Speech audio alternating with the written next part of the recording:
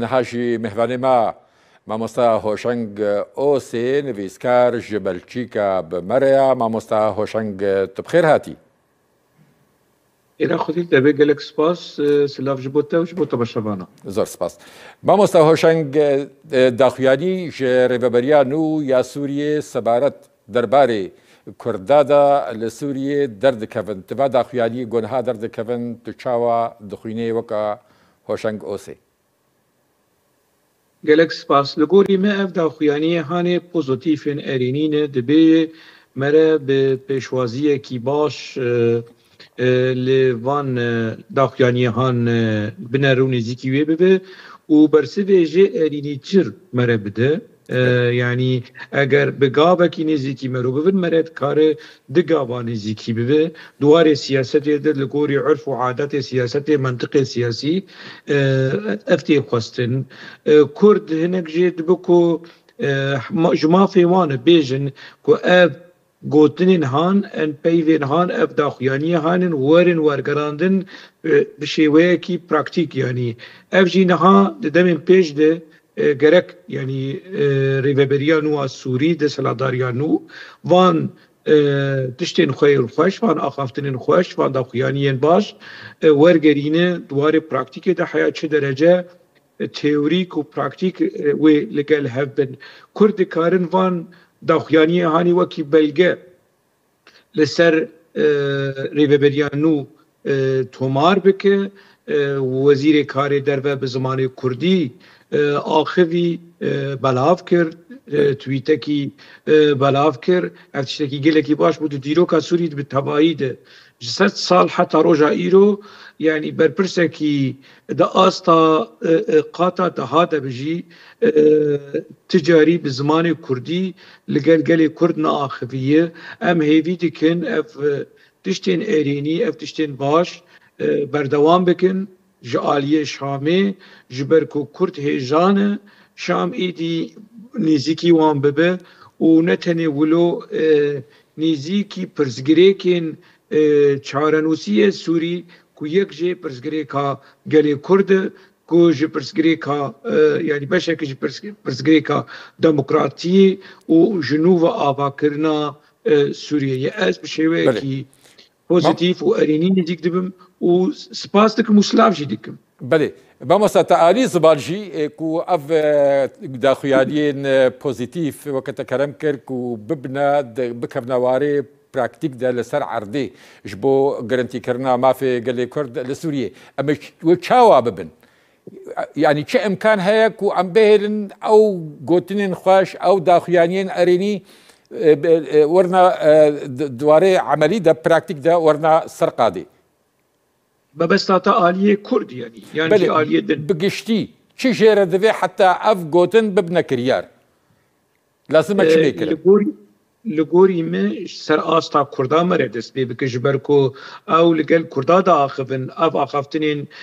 پوزیتیف ایرینی جبو کردای جبو تفگرا سیاسیا کرد جواکا کرد گلی کرد کرجی دوی واری هانه ده وک مگوتی لگوری اخلاق کردواری یکی کدشتکی باش با آخفه مره جه باشتر با آخفه مره حلوت تاخوه نرینین خواه جبو سوریه که یک پار جبور چاره سرکرنا پرسگریکین سوریه ببین میناک یعنی حلوستکی pozitif duvarê medya de li ser asta çivakî li ser asta nivîskarî rewşenbîrî bi gêjbînî nêzîkî vê mesela hanê bibe ji ber ku çawa ku axaftinên êrînî ji bo Kurda tên gotin tên şandin ev mesajên han ev nameyên han dibe bê bersiv nemînin bersivên jî duî warê hanê de dema ku mesele bû yani praktîk wê divê Kurd beşdar bin divê Kurd avakirina Sûriya nû de beşdar bin. Helbet yani Sûriyeke nû bê Kurd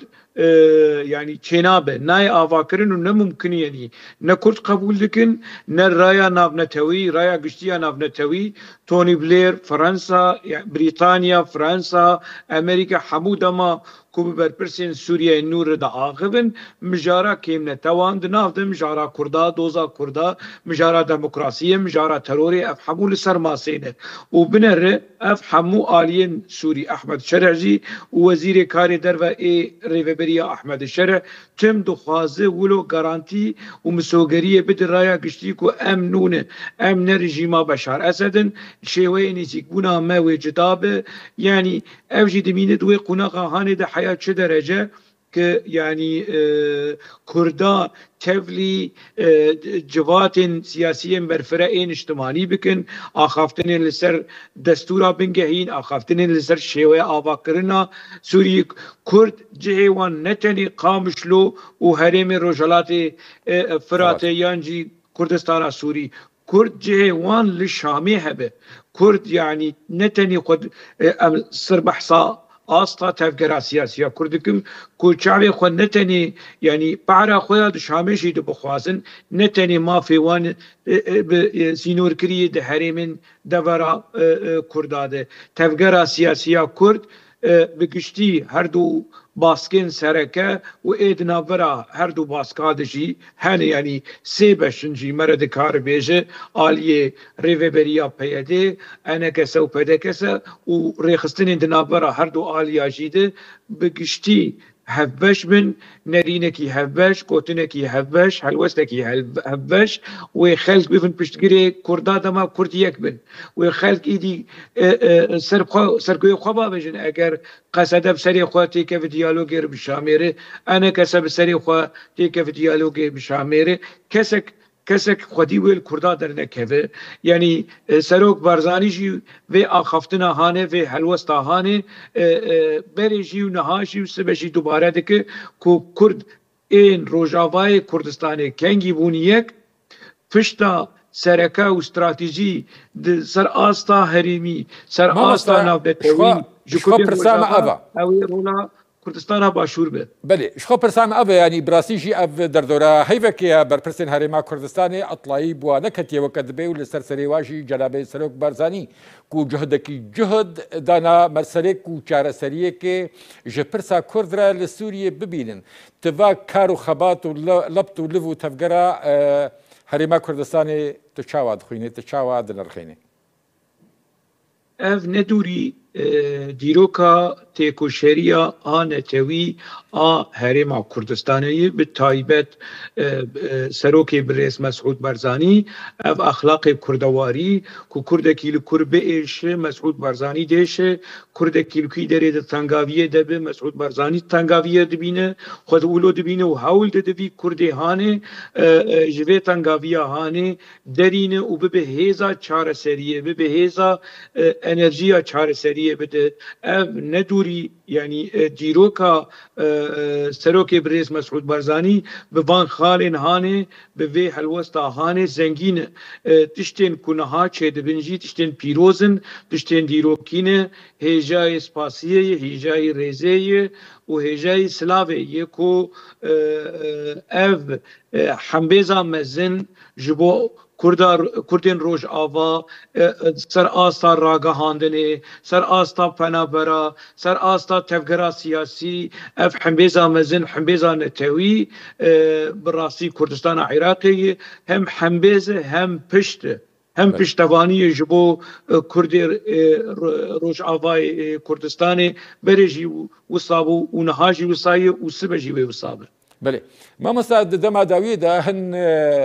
کس هنا دخوازن فطنه که دنابرا کرد و عرب عند سوریه درخنه هولی او جی دریا هن داخویانین سختره یعنی چاوا مرود کاری و کشو هوای خوشتر بکن دنابرا کرد و عرب عند سوریه و سینور کی جوان داخویانی سختره دینی سینور مره نکار دینه لی مره دکاره تم اشکره بکه که اف داخویانین سخته اف هلوستین سخته اف هلوستین شوون و نجات پرست ایل همبری کرده کجارنا بهانه دکی قصده جارنا بهانه دکی پککی اف دبکو هنک وان بگوهانه اینهان راست بن لیما بستا وان نقصده و پککی ام باش دزانن هم بستا وان ایریش و ذکرشی و دخسیال همبری دوزا گلی کرده اگر دسهراداری هریما روجاوای کردستان انکه سجیبانا اوی دیسا وان هلوستین سخته این نجات پرست شوون اوی لدجی کردابانا اوی بگوتانا انکه سه پشتگیری وی هریما کردستانه کردستان فدره دیسا بهانه وی الجمعان هبانا لگوری من نفسکار و روشنبیر و انتلکتولی کرد کارم برسوی بدن بشیوه کی مدرن بشیوه کی نجتمانی بشیوه کی عاقلانه و ببلگه هم دکارن برسوا وان بدن و ددنجی يعني حتى قناغه کی ددن لی نگ کرد نکبن و خفکا هانی يعني جبو چند کسی نجات پرست رابن کرد يعني رابن ريكلام وبروباغاندا لدجي اولا اسلامي بكن رابن ريكلام وبروباغاندا لدجي فلسطينيه بكن رابن ريكلام وبروباغاندا لدجي عربه بكن افتشتكي نا اخلاقي كردواريه تشينا بمرو بف راكسيونكي لهمبري حلوستكي نجات فرست دما تبب يعني راكسيونكي ولو عيني دنفسها سويه دنا دبي راكسيونا كردا بشيوه كي نجتماني بر وشنبيري بعاقل باخلاق نجي و استا وان كسيم كو دخوازن كردا بينن في خفكاهانه ناكو كي دنا برا كردو عربات وقربكن دجمناتي دنا برا كردو عربات وقربكن هلوستين كردا دبي تم يعني وان هلوست النجات پرست ان تو پرست اكو كسنتين ناسكرن وسرتنيان تين جمار هلوست وان فالا درخينه بشيوه كي بعاقل وبأدب وبأخلاق والقوري عرفوا عادات كردواري كو قاربن كرد ما في خوشي بباريزن كسايتيا خوشي بباريزن دوزا خوشي بباريزن لهمبري وان ايريشنهان بله ما مسا هوشنگ همه بیشه اوشی تمام کردنش برسوا ترش بود بهتر کار به تاکید السر برسوا خوب که یعنی هنر کانادا دبیجن کرد ایرو پیوستیا و بهتر جاری بهتر جحمو روجکی بهتر جحمو دموکاتکی به نویسکار و روزنامه‌وانان هیا جبوکو بروانیت بر پرسا کردی دبکن تو وکو ما مستا هوشنگ اوسه نویسکار و روزنامه‌وان رولا نویسکار و روزنامه‌وان کرد دوی سردم دا تو چاواد بینی از چیزی باش دبینم یعنی بریدمکی زیده تری 107 نویسکار این کرد این روجاوای کردستان داخویانیه کی سربخوا درخستن یعنی لبندا انکسی نمان لبندا ریوبریا پیاده نمان هلوسته کی ولات پاریزین اجتماع پروری کرد پروری سوری پروری بگشتی داخویانیه کی گلکی پوزیتیو گلکی باش درخستن اف گلکی دجهده بو هلوسته نویسکارا داخویانیه نویسکاران مقاله وان كيم زيدا دما سر آستا تاكي كسي از بشيوه كي بوزيتيف دبينم اللي خمناك يعني خرابي خلقش يعني ايمج يعني ام حمونا ملائكة دنابا كرداجي كس هنا كو يعني آستا يعني كرد پروری لجومان جارنا دکه جو قناغا نجات پرستی افتشتکی نباشه پیوستیا کردانها به نجات پرستی چنه پیوستیا کردانها به اجتماع پروری هی به کرد پروری هی هر دو آلی هفسنگ به هور اجتماع پروریا سوری کرد پروریا کردستانی د شیوه آخافتنه ده شیوه دربرینه ده شیوه نفساندنه ده به زلال و خوشک و لپیش به لگوری من یعنی از بچکی رازیم ده مثلا هانه ده و ده به هیزا سیاسی کرد هر سن گروپین کما بحث کری دست هلاداریا پیده اپوزیسیونا و هزین دنابرا هر دو آلیاجی دهنه دبیل نویسکار و روشنبیرین گلی کرد گهدار بکن عاقل بستینن و ریزش جوان بگرن و درفتن جوان روکن که رولا خواب لیزن دوی قوناغا دیروکی که سوریا بگشتی تید درباس دبه و به تایبت هریما روژاوای کردستانی شیوه کی گشتی کاره کی گشتی هفش کورد کاربن خو بپارێزن دۆزان خۆ بپارێزن bi kêmtirîn zerer û ziyan ji vê qunaxa hanê derkevin helbet dema ku mere di çi diyalogê bi aliyê din re dide û distîne dibe mere têxe hesabê xwe ku hinek tenazulat mere bike yani ev meydana siyasetê de ev tişt hey yani Kurd têxin bala xwe ji bo ku qezencekî sibe bi dest bixin îro hinek tiştên wilo nermayî yan jî tenazul bi ji hevr jî bikin Kurd ji hev re jîr bikin dibe Kurd xwe ji hev re jîr daxînin ji bo ku bikêjin helwestekî hevbeş û bi xurtî herin ser masa diyalogê bi kesên din re bi desthilatdariyan û al Şamê re. نویسکار هۆشنگ ئۆسێ ji Belçîka te mere bû gelek spas.